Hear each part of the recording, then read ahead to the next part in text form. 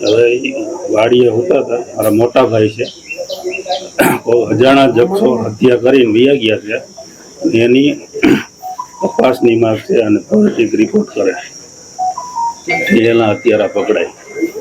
અજાણ્યા જક્ષો એવી ઘટના કોઈ દી થઈ નહીં.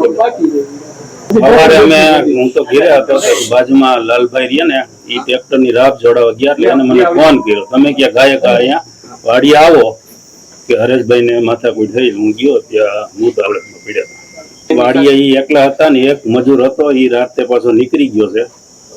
એક જ મજૂર હતો, બીજા મજૂર તો 8-10 દી ત્યાં હરેશભાઈ ની ગાડી પોતાની લઈને દેહમાં લગ્ન કરવા ગયા અને એક જ મજૂર હતો અને એ પાછો રાતનો નીકળી ગયો.